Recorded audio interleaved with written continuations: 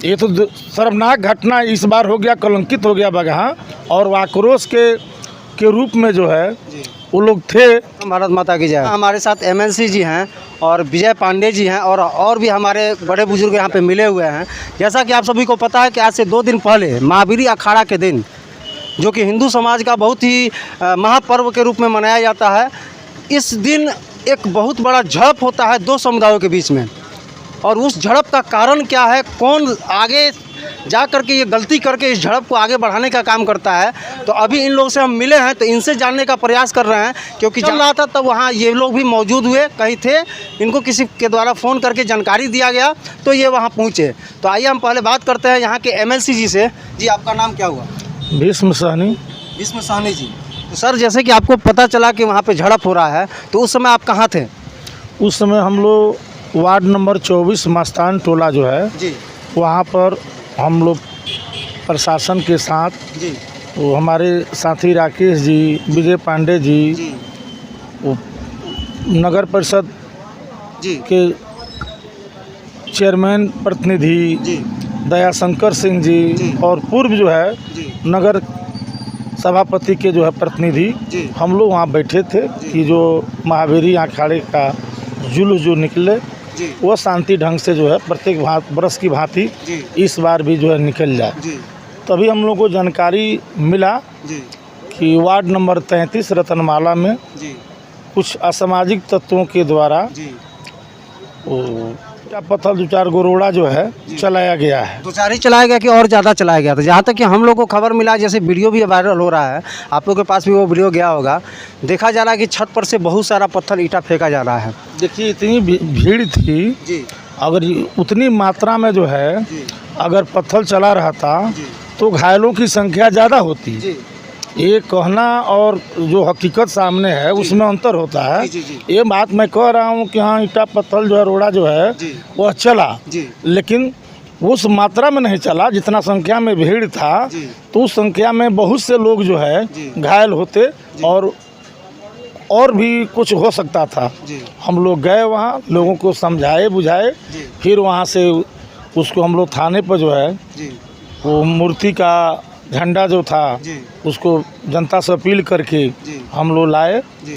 और फिर जो है मतलब वहाँ जब आप गए सर, तो वहाँ की स्थिति क्या थी, ये मतलब मेरे दर्शक जानना चाहते हैं कि जब आप लोग वहाँ गए तो किस तरह का माहौल था? अफरा तफरी था, एक दूसरे को लोग मार रहे थे, कैसे स्थिति? पहले उस देखिए परिस्थिति का आप बताइए। अफरा तफरी का माहौल, जो जी, भय का तो माहौल था ही। जी। जो हमारे महावीरी झंडा में जो जुलूस में जो हमारे लोग जो थे, जी, तो उन लोगों में तो भय था ही जी, कि, और भय के साथ साथ आक्रोश भी जो है जी, था।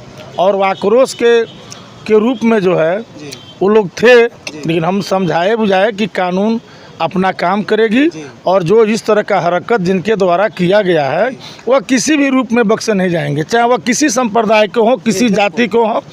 और उसके क्रिया प्रतिक्रिया भी हुआ है, जी, तो उस पर प्रशासन अपना काम कर रहा है। जी। और मैं बगहा के जनता को, जी। सभी हिंदू भाइयों को, जी, मुस्लिम भाइयों को, जी, सिख बंधु सभी लोगों को जी। मैं धन्यवाद देना चाहता हूं जी। कि उन्होंने इस माहौल को जो है जी। शांत कराने में पूरे बगहा वासी का जो योगदान रहा, जी। इसके लिए मैं पूरे बगहा वासी को धन्यवाद देता हूं। जी। और प्रशासन को भी मैं धन्यवाद देता हूं कि पूरे मुस्तैदी के साथ प्रशासन भी। प्रशासन की जहाँ तक बात आप सर कर रहे हैं, आज के पेपर में भी आया था कि कल प्रशासन वहाँ पे फ्लैग मार्च निकाल रहा था और उस दौरान प्रशासन पे भी पत्थरबाजी फेंका गया, ईंटा फेंका गया। तो इसमें आप, जिसमें कुछ प्रशासन के जो है सिपाही लोग को जख्मी भी हुए हैं, तो क्या इसमें क्या सत्यता है सर? देखिए वहाँ पर स्टैटिक फोर्स था, जी, जब रोडाबाजी चल रहा था जी, तो उसमें एक आध जवान को भी जो है जी, लगा है, इस बात को इनकार नहीं किया जा सकता है। एक जवान को जो है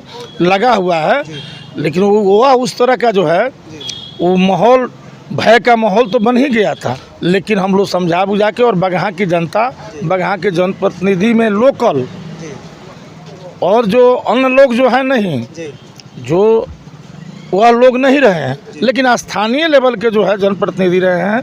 और हम लोग खुद साथ रह के, प्रशासन के साथ रह के बगहा की जनता को हम धन्यवाद देना चाहते हैं कि अमन चैन फिर बहाल करने में महत्व। एक बात बताइए सर कि जैसे कि परसों का ये घटना हुआ, परसों और कल इतना ये 2 दिन में प्रशासन किसको गिरफ्तार किए, इसमें कुछ ऐसा कुछ निकल के आया कि आखिर ये षड्यंत्र था किसका, ऐसा कुछ आपको देखने को मिला है क्या? देखिए, पुलिस अनुसंधान कर रही है और इसकी पर्दा जो है 2 से 3 दिन में के अंदर जो है उठ जाएगा और वह आप लोगों के माध्यम से पूरे जनता भी जान जाएंगी और सामने भी आ जाएगा। अच्छा सर, कुछ जनता के द्वारा हम बात किए तो उनके द्वारा ये पता चला कि रतनमाला जो क्षेत्र है वो एक सेंसिटिव एरिया के नाम से जाना जाता है। तो हम ये जानने का प्रयास कर रहे हैं क्योंकि रतनमाला भी जो है वो हिंदुस्तान का ही एक अंग है, ठीक है। तो सेंसिटिव का मतलब क्या होता था, इसके बारे में आप हमको समझाइए। देखिए, सेंसिटिव कुछ तरह का कहीं कोई बात नहीं है। रतनमाला रेवेन्यू विलेज में जो है बगल के गांव में मेरा घर है और एक घटना बहुत पहले जो है 94 में हुई थी और 30 बरस के बाद किस तरह कोई नहीं हुआ है घटना। और हम तो देखे हैं, ये तो शर्मनाक घटना इस बार हो गया, कलंकित हो गया बगहा।